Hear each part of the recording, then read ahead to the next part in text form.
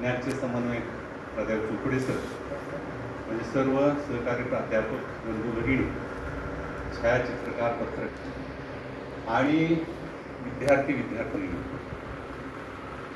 संस्थेच्या अपरिहार्य कारणामुळं अध्यक्ष साहेब आणि इतर सर्व महाविद्यालय विकास समितीचे सदस्य काही काळानंतर आपल्याकडे उपस्थित होणार आहेत. तत्पूर्वी आम्हाला कार्यक्रम सुरू करा, व्याख्यान वेळेत सुरू करा असा निरोप आल्यामुळं सर्व सन्माननीय अध्यक्ष आणि सर्व सन्माननीय सदस्य, शिवाजी विद्यापीठाने आम्हाला ही जे साहेब व्याख्यान मला मंजूर केली त्याबद्दल विद्यापीठाला मी धन्यवाद देतो.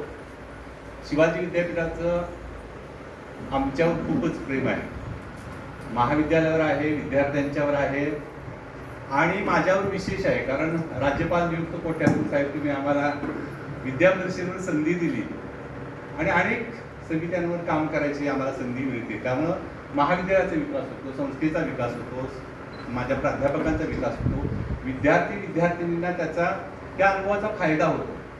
त्यामुळे विद्यापरिषदेसारखी एखादी चांगली कमिटी कुठल्या पद्धतीचं कार्यपद्धती अवलंबते.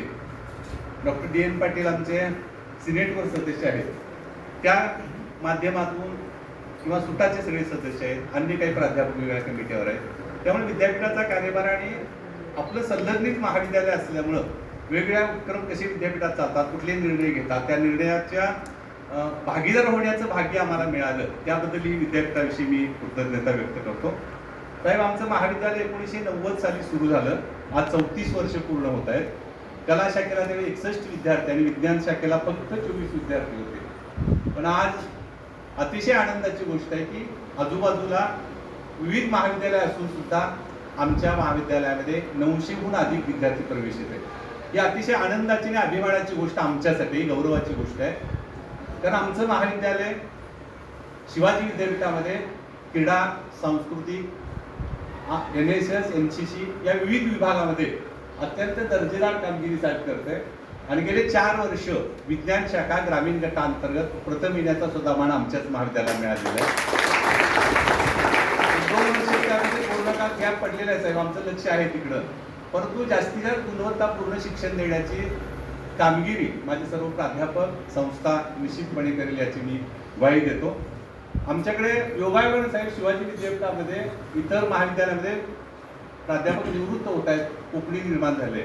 पण सुदैवानं गोष्ट अशी चांगली आहे की आमच्याकडे 30 परमनंट प्राध्यापक आहेत आणि 15 CHBचे नेटसेट झालेले प्राध्यापक मला मिळाले.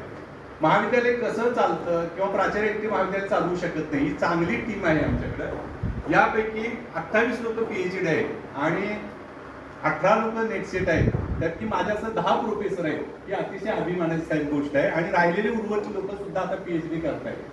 त्यांचं 1.5 वर्ष राहिले तरी सुद्धा त्यांची PhD सुरू आहे. मला कौतुकाची गोष्ट की शेवटपर्यंत आमचे प्राध्यापक, आमचे लोक सतत ज्ञानार्थी राहतात. म्हणजे आपल्याकडे जी ग्रामीण म्हण आहे, आडात असेल तरच पोऱ्यात येणार, तशा पद्धतीने वेगळे पद्धतीने आमची लोक ज्ञानदानाचं काम करतायत. आमच्याकडे साहेब आणि 1-2च फक्त नाविन्यपूर्ण उपक्रमाचा मी दाखला देतो. गेल्या 10 वर्षापूर्वी आम्ही नकुशी नावाच्या विद्यार्थ्यांनी शोधल्या, ज्याला जन्मताच नकुशी नाव दिलं जातं. आपल्याकडे अंधश्रद्धेत नव्हतं की XY गुणसूत्र असल्याशिवाय मुलगा जन्माला येते, XX असलं की मुलगी जन्माला येते. परंतु या चुकीच्या पद्धतीनं मुली सतत जन्माला झाल्या लागल्या की एखाद्या मुलीचं नाव नकुशी ठेवायचं आणि मग मुलगा जन्माला येणार, अशी काही अंधश्रद्धा होती. त्या बिचाऱ्या जन्म घेणाऱ्या मुलीचा काही दोष नव्हता. अशा 7-8 मुली शोधल्या, त्यांचं नामांतर केलं, त्यांच्या पदवीचा सगळा खर्च महाविद्यालयाने उचलला. ही अत्यंत महाविद्यालयाच्या दृष्टीने गौरवाची गोष्ट आहे. आणखी एक उपक्रम आहे, निखिल परेड नावाचा एक विद्यार्थी आमच्याकडे होता. पूर्वी वाढदिवस असे व्हायचे की केक आणायची मुलं आणि मग न खाता ते फासाच्या तोंडाला आणि काहीतरी वेगवेगळे प्रकार करायचे. ती लक्षात गोष्ट आली आणि मग निखिल परेड आणि NM पाटील सर आमचे आहेत, त्यांनी काय केलं, ही पद्धत बदलली आणि ज्ञानपेठी नावाचा एक चांगला उपक्रम सुरू केला, जी वाढदिवसाला माझे शिक्षक, शिक्षकेतर कर्मचारी आणि विद्यार्थी वह्या भेट देतात, पेन भेट देतात आणि झाडं भेट देतात आणि मग त्याची आम्ही अंमलबजावणी करतो. खरं तर वाढदिवस नसतो, मृत्यूकडे माणूस सरकतो, पण आपल्याकडे ज्या काही पाश्चात्याच्या अंधानुकरणाच्या पद्धती आहेत ती बदलण्याचा आम्ही निश्चितपणे जाणीवपूर्वक प्रयत्न करतो आणि त्या वह्या पेन आम्ही गोरगरीब आणि गरजू विद्यार्थ्यांना देतो. तो हे गेले 4-5 वर्ष चांगला साहेब आमच्याकडे उपक्रम आहे. त्याच्यानंतर आणि त्यातनंच मी खरं तर विद्यार्थ्यांच्याकडनं ती आम्ही प्रेरणा घेतली आणि वाचन कट्टे बांधण्याचा वाढदिवसाला आम्ही तो माझ्या वैयक्तिक प्रयत्नात निर्णय घेतला. गेल्या 2 वर्षापासून साहेब ज्या मुला मुलींचे आई वडील वारलेले आहेत, त्यांची आर्थिक परिस्थिती गरीब आहे, त्या मुला मुलींचं पूर्ण शैक्षणिक पालकत्व आमच्या सगळ्या स्टाफनं उचललेलं आहे, म्हणजे निधी गोळा करून. ही सुद्धा आम्हाला गेल्या वर्षी 15 होती, यावर्षी 8 विद्यार्थी आहेत. त्यांच्या आयुष्यामध्ये बदल होणार. आम्ही साहेब खूप मोठं काम करतोय असा आमचा दावा नाही, पण छोट्या छोट्या या उपक्रमातून आमचं महाविद्यालय वेगळे उपक्रम राबवत असतं. शिवाजी विद्यापीठाच्या संपूर्ण शिवाजी विद्यापीठानंतर आमच्या महाविद्यालयात 400 मीटरचा ट्रॅक त्याची डागडुजी साहेब व्हायचे, भविष्यकाळात होईल, पण माजी विद्यार्थ्यांच्या निधीतून आम्ही तो 400 मीटरचा ट्रॅक आपण पूर्ण केलेला आहे. आमच्याकडं अतिशय चांगली इमारत आहे, ग्रंथालय सुसज्ज आहे, क्रीडांगण सुसज्ज आहे, लॅबोरेटरी अत्यंत उत्कृष्ट दर्जाचे आहे, प्राध्यापक चांगले आहेत, प्रशासकीय कर्मचारी चांगले आहेत. आणि साहेब सांगायला अभिमान वाटतो की गुणवत्ता यादीत आणि वेगवेगळ्या ठिकाणी चमकण्याची कामगिरी आमचे विद्यार्थी करत आहेत, ही सुद्धा आम्हाला कौतुकाची आणि आनंदाची गोष्ट आहे.